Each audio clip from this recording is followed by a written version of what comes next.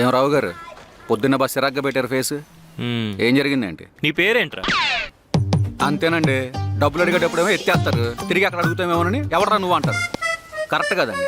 నోరు మూసుకొని అడిగిన దానికి సమాధానం చెప్పు. కృష్ణ పరమాత్మ. ఆడి పేరు విక్రమ్. ఈడి పేరు కార్తీక్. అవిరా పేర్లంటే సుబ్బారావు, ఎల్లారావు, పొల్లారావు అవి పేర్లు కాదురా, అమ్మా బాబులు మాకు పెట్టిన శాపాలు రా శాపాలు. మీకేంటండి క్యూట్ బాయ్.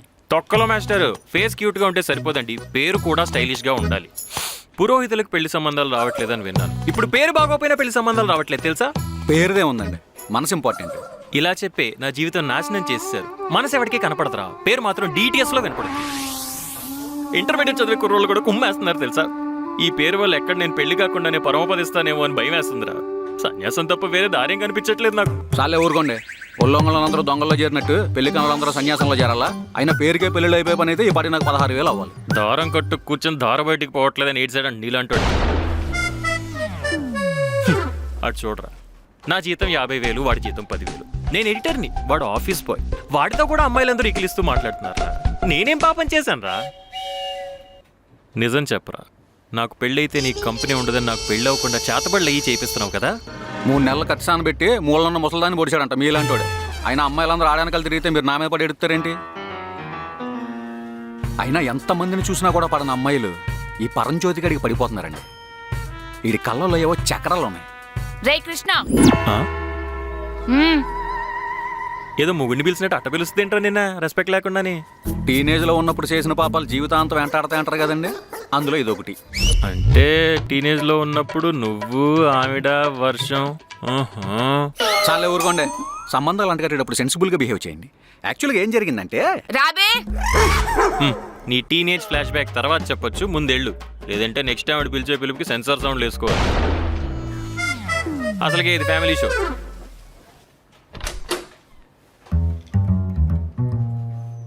ఆఫీస్ ఎన్నింటికి? 10కి. ఇప్పుడు టైం ఎంత అయింది? 10:30. టైంకి రావాలని తెలీదా? తెలుసు. తెలిసి కూడా 10:30కి ఎందుకు వచ్చావు? లేట్ అయింది కాబట్టి. ఎందుకు లేట్ అయింది? 10:30కి వచ్చాను కాబట్టి. ఎగిరి తన్నానంటే కళ్ళు అదురుతాయి. ఈ పనికి మళ్ళీ పంచులు నా మీద కాదు, నువ్వు రాసే కథలోవే. ఇంట్లో కూర్చొని ఇన్స్టాగ్రామ్ లో రీల్స్ చేసే మొగుడు పెళ్ళాల వ్యూస్ కూడా మిలియన్స్ లో రీచ్ ఉంటుంది. నీ యదమోహం వేసుకొని నువ్వు రాసిన ఒక్క ఎపిసోడ్ అయినా వైరల్ అయిందరా? నేను హీరోగా చేద్దామని రాసుకున్న సిరీస్ వేరే ఎవరినో పెట్టి చేస్తే అలాగే ఉంటది. నువ్వు హీరో ఏంట్రా ఎండు ఖర్జూరం మొహం వేసుకొని? కంపెనీ మూతపడితే అడుక్కు తింటావా రోడ్ల మీద? నా టాలెంట్ మీకు తెలియట్లేదు. ఏదో ఒక రోజు నేను హీరో అవుతా. ఆ రోజు మీరు ఆటోగ్రాఫ్ అడిగితే మాత్రం సచ్చినా ఎవనో ముందే చెప్తున్నా, ఆ తర్వాత ఫీల్ అవుతా. ఆ రోజు వచ్చినప్పుడు చూద్దాంలే, కానీ ముందు ఈ రోజు ఒక మంచి కథ ఉంటే చెప్పు. లేదంటే నువ్వు నాకు ఆటోగ్రాఫ్ ఇవ్వడం కాదు, నేనే నీకు టర్మినేషన్ ఇచ్చేస్తా. మీరు ఆ మాట అంటారని తెలిసే ₹10 కథ రాసుకొచ్చా. అది మే నెల. ఒక కాకి ఎండలో ఎగురుకుంటూ ఎంతో దాహంతో ఎక్కడైనా కొంచెం నీరు దొరకపోతుందని వెతుకుతూ ఉండగా దానికి దూరంగా ఒక కొండ కనిపించింది. కానీ ఆ కొండలో నీళ్ళు చాలా లోతుగా ఉండడం వల్ల దాని నోటికి అందలేదు. ఆ కాకి ఎంతో బాధతో చుట్టూ చూసింది. దానికి ఏం చేయాలో అర్థం కాలేదు. ఇందులో అర్థం కాకపోవడానికి ఏముంది? పక్కనే రాళ్ళుండుంటాయి. ఆ రాళ్ళు తీసుకొచ్చి కుండలో వేసి నీళ్లు పైకి రాగానే తాగేసి ఎగురుకుంటూ వెళ్ళిపోయి ఉంటుంది. అంతేనా? అందరికి అక్కడ దాకే తెలుసు.